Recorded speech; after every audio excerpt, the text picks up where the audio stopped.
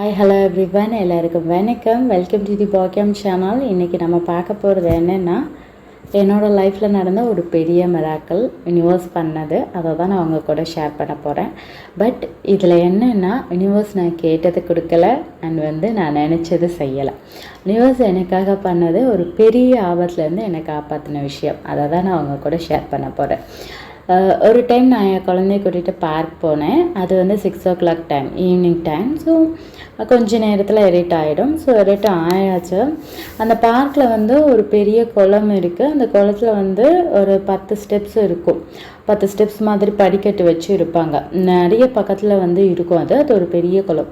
So அங்கே ஸ்டெப்ஸில் ஒரு 4-5 பேர் உட்காந்துருந்தாங்க. சரி, ஓகே நம்மளும் போகலான்னு கொஞ்சம் தள்ளி கொஞ்சம் கீழே இறங்கின்னு படிக்கட்டில் போயிட்டு நான் உட்காந்துட்டேன்.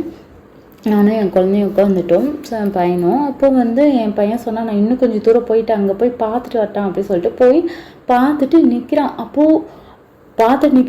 அப்போது இன்னும் கொஞ்சம் கீழே இறங்கிட வேணாம் அப்படின்றதுனால நான் நீ வா வந்துடு அப்படின்னு சொல்லிட்டு சொல்லணும்னு தோணுது. ஏன்னா பக்கத்தில் தண்ணியில் விழுந்துடுவானோ ஏதோ ஒன்று தோணுது. அப்போது தண்ணியில் விழுந்துடுவானோ அப்படின்ற மாதிரி ஏதோ ஒன்று தோணுது. அப்போ தான் நான் உடனே நீ வந்துடுன்னு சொல்லிட்டா. உடனே அவன் உட்காரான். பக்கத்தில் உட்கார்ந்த அடுத்த செகண்ட் என்னென்னா சொல்கிறாங்க, படிக்கட்டில் ஸ்னேக் வந்துட்டு இருக்குங்க, அங்கே பாருங்கள், எழுந்துருங்க அப்படின்னு சொல்லிட்டு சொல்கிறாங்க. அவங்க எழுந்துட்டாங்க.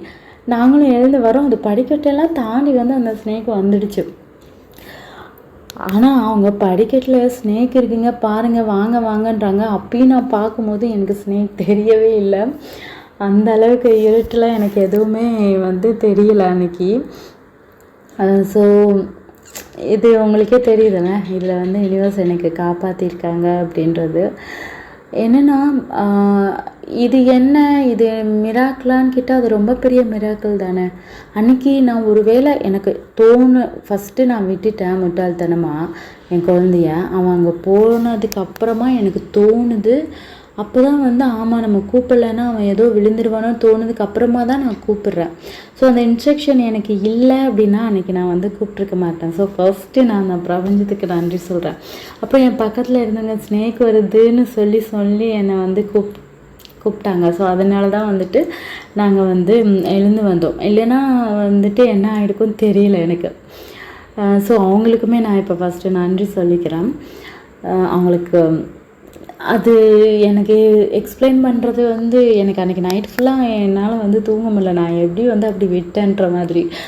ஜஸ்ட்டு நான் ஒரு 1 செகண்ட் லேட் பண்ணியிருந்தா கூட பெருசாக ஆபத்தில் முடிஞ்சிருக்கும் இல்லையா.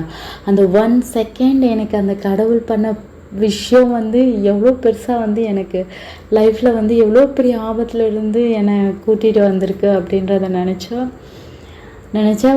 டெய்லியுமே நான் தேங்க் பண்ணணும் அந்த இதில் காப்பாற்றினதுக்கு. ஸோ நம்ம நிறைய டைம் சொல்லுவோம், எனக்கு ஒரு செகண்டில் என்னை கடவுள் காப்பாற்றி இருந்திருக்கலாம், ஒரு நிமிஷத்தில் இப்படி ஆயிடுச்சு, ஜஸ்ட்டு திரும்புறதுக்குள்ளே இப்படி ஆயிடுச்சுன்னு நிறைய டைமில் நம்ம ஏதாவது ஒரு விஷயத்துக்காக கடவுளை திட்டிருப்போம் இல்லையா.